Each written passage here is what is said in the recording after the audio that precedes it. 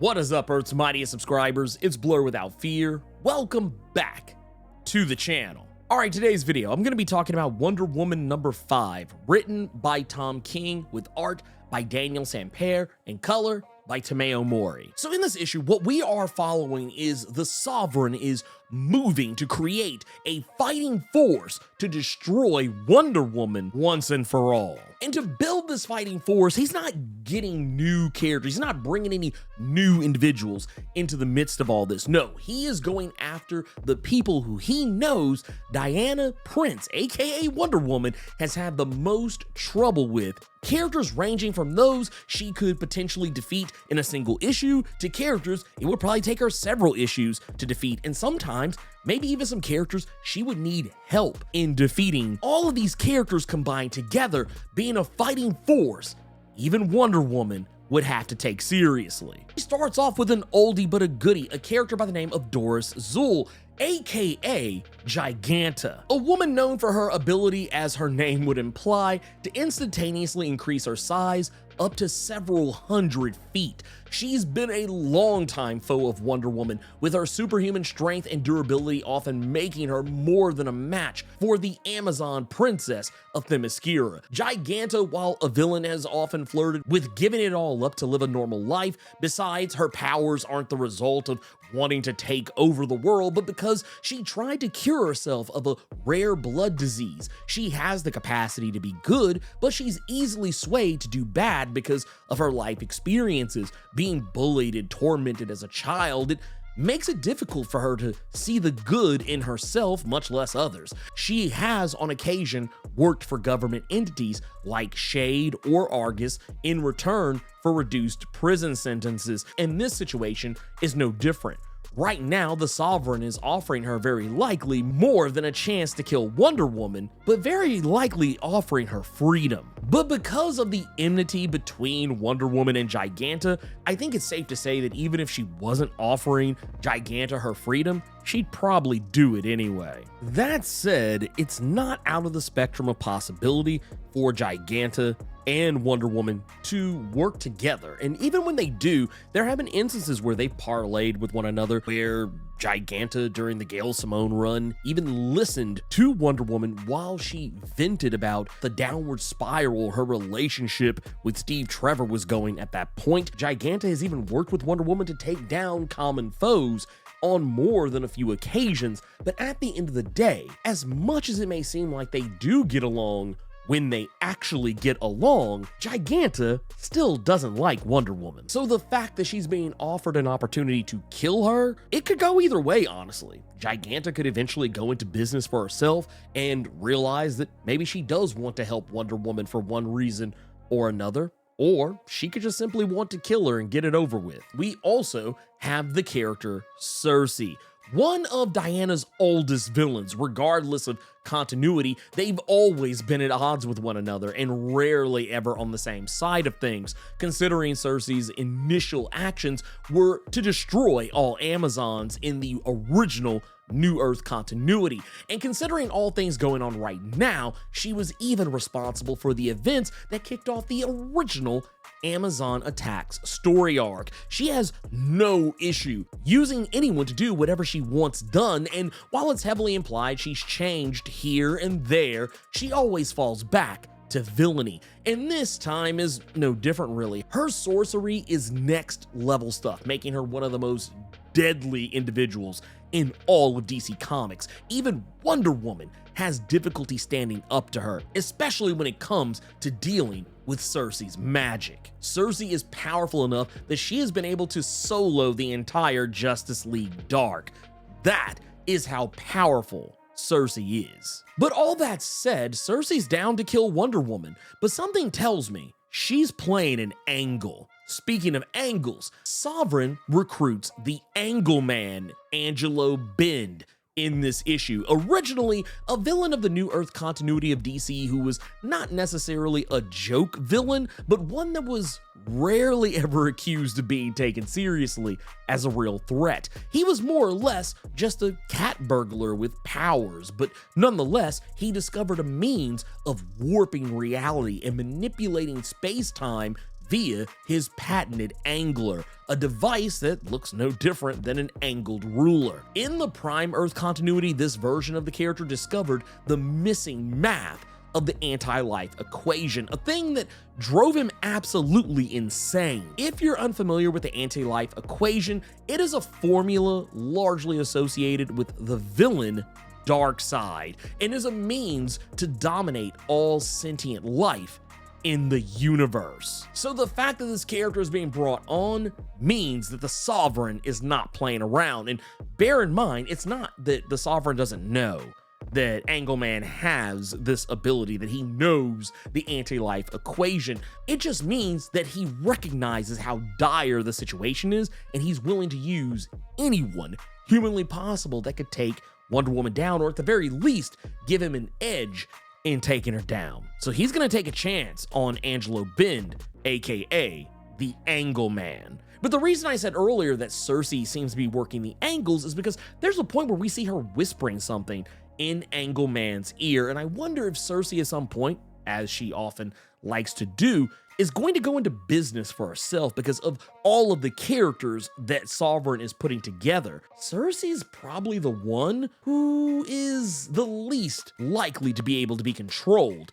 by what Sovereign is selling. She's a maverick in all of this, and we even see earlier when she is approached by Sarge Steel to join the Sovereign's little team, she uses her magic on Sarge and his agents, and she makes it clear that she's not afraid of the Sovereign in any capacity. Another character that we are reintroduced to is Vanessa Capitelis, otherwise known as the Silver Swan, who joins this team. Originally, a woman who became friends with Wonder Woman and then became manipulated by Dr. Psycho into being fiercely jealous of Wonder Woman. She was manipulated into becoming a cybernetic warrior just to stop her. But in Prime Earth continuity, she was merely the victim of falling rubble thanks to major disaster. This freak accident left her paralyzed from the waist down, but her and Diana would become friends afterwards because Diana felt bad about what happened to her and tried to make sure that she always came around to check in on her while she was going through her recovery. But when Diana stopped coming around as much, because, you know, superheroing and all that, Vanessa became angry with Wonder Woman. Eventually, she regained the usage of her legs thanks to an experimental nanomachine process that helped her rebuild her body and allow her to walk. But her jealousy would take hold as she witnessed Wonder Woman treating other people who had suffered similarly to herself the same way that Wonder Woman treated her, making her feel as if she wasn't special to Diana, but just another part of her job. She'd become a murderous villain attempting to hurt those she felt Diana loved more than her, and they've been enemies ever since, and thanks to her nanomachine, she's turned herself into a cybernetic assassin, able to fly, commanding razor-sharp wings, and boasting superhuman strength and durability that allows her to go toe-to-toe with Wonder Woman. And not only that, she's also able to take control of technology around her, so she's more than enough to tackle Wonder Woman even by herself. Now, I mentioned Dr. Psycho earlier. He is also involved too. The man once known as Edgar Sisco, a former child psychologist turned man who possesses mental capabilities beyond normal kin, he's able to telepathically communicate and even manipulate and control other people. He's long been a thorn in Wonder Woman's side and is one of her oldest villains going all the way back to 1943. The one thing that's always held Dr. Psycho back in his campaign to take down Wonder Woman is his rampant misogyny. Being a hater of Wonder Woman and just women in general, but her specifically, it's been his undoing every time against her, whether it's overestimating himself or underestimating her. And make no mistake, being one of the only men among the group to take down Wonder Woman, it will wind up getting him in trouble once again, and not just with Diana. Last and most certainly not least is a character who people more familiar with the New 52 continuity of DC Comics will be very familiar with, a woman by the name of Grail. For those unfamiliar, Grail was born at the same time as Wonder Woman to the Amazon Myrna. Their births are very similar. However, the big difference is where Diana's father is Zeus, Grail's is Darkseid. Grail is evil, full stop, and would take any opportunity to take Wonder Woman down. Many may remember Grail's inclusion in the Darkseid War of New 52 and how she betrayed Darkseid to help the Anti-Monitor destroy him, and even once Darkseid was dead, used the anti-life equation to rebirth him as a child to manipulate him for her own ends. As powerful as Diana is, just imagine that Grail is equally as powerful as Wonder Woman, but for slightly different reasons. And while the Lasso of Truth is powerful, Grail's Omega Beams are more than a match for her lasso and even her unbreakable bracelets. All of these characters I have just talked about, with the exception of Grail, all of them have worked together in some capacity or another in the past. Whenever Grail has been involved in the equation, it's usually because she's doing something else while the others may or may not be working together in some combination or another. So it's not that Wonder Woman isn't well versed in taking on all of these different characters at once, but the overall grouping of them, Wonder Woman has never faced these characters in this number of force before. Now, I've talked a good deal about all of the enemies that the Sovereign has brought together to try to take down Wonder Woman, but the thing I didn't bring up is, who is Diana gonna have by her side? Well, if Diana has her way, it's gonna be no one. The whole point of this issue is that Diana doesn't want help from anyone, and at the beginning of this issue, she is met by 3 different versions of Wonder Girl that I imagine most of us are pretty familiar with, but I'll run down the list anyway. Each of the Wonder Girls in question is challenging Diana to a contest, and each contest is different. If the Wonder Girl in question wins in her contest against Diana, then Diana has to allow that Wonder Girl to aid her in her fight against Sovereign. If Diana wins, then that Wonder Girl in question has to promise that they will not get involved in Diana's war against the Sovereign. First up amongst the Wonder Girls is the 4th ever Wonder Girl, Yara Flor, recently introduced during DC Future State, a woman we know will eventually become Wonder Woman in the future, but for now is relegated to Wonder Girl status. She's brash, has a lot of attitude, and is fiercely loyal to those she calls friend, so loyal that she refuses to even honor the agreement with Diana after losing in a contest of archery, one where both seemed incredibly and evenly matched, until Diana proved that she's actually way quicker and way sharper and has a much more keen eye and accuracy when it comes to shooting multiple arrows at once. The second contest comes from the 3rd ever Wonder Girl, Cassie Sandsmark, a woman synonymous for many as one of the founding members of Young Justice, the comic version, not the cartoon.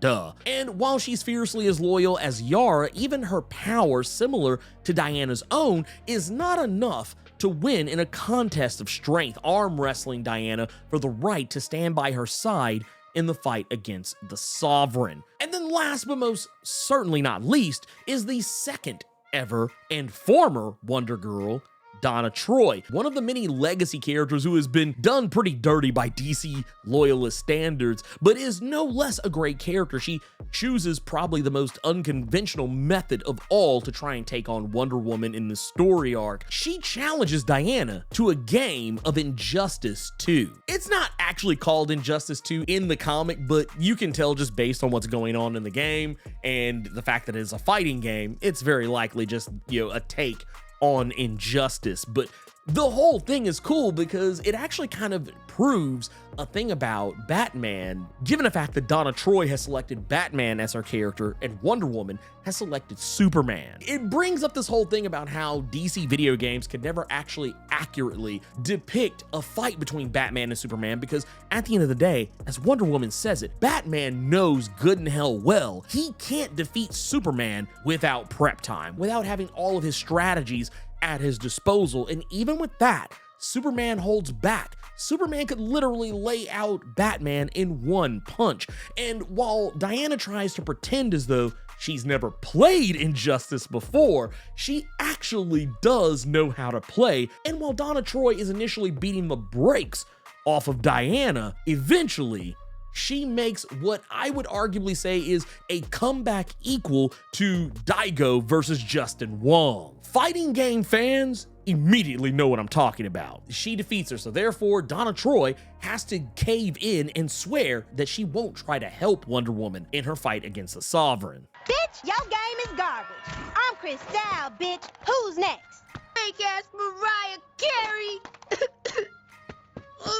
That's how nasty my game is, son. I send niggas running away. Now, if you're wondering where the first Wonder Girl is in all of this, well, that's the funny part. The first Wonder Girl, some of you may or may not know, is actually Wonder Woman herself, so there is no first Wonder Girl for Wonder Woman to be challenged by because she's not gonna challenge herself. That said, it doesn't matter because at the end of the issue, it's made very clear that all three Wonder Girls are still going to force their help upon Diana, and she's just gonna have to accept it. And honestly, this is probably all for the best because after everything I just told you about what the Sovereign has cooked up, Diana needs every last single one of them. Now, the real question I have is, because we did see Cheetah in a previous issue, I do wonder if somewhere in this is Cheetah is going to be included in the fight between the Sovereign and Wonder Woman, and the real question is going to be, which side is Cheetah gonna be on? Cheetah has kind of been all over the place as of late. She has been a villain, she has been an ally, she has been a villain again to Wonder Woman. And we know that as of late, she's largely been keeping to herself. And while she was depicted in one of the previous issues of Tom King's Wonder Woman, it is interesting that the Sovereign didn't reach out to her in this issue to join the fight against Diana Prince. Currently, Cheetah has lost some of her more feral features thanks to Wonder Woman. Barbara Ann Minerva was not completely cured of the curse that makes her Cheetah, but shortly before Tom King took over writing duties for Wonder Woman relaunching after her landmark issue of Wonder Woman number 800, during and roughly around the issues of Wonder Woman number 794, Wonder Woman was able to help Barbara get rid of at least a part of the curse, and it allowed her to look more normal and recover some of her lost humanity, and she's been working with the Checkmate organization ever since. So I would imagine she probably would be more likely to help Wonder Woman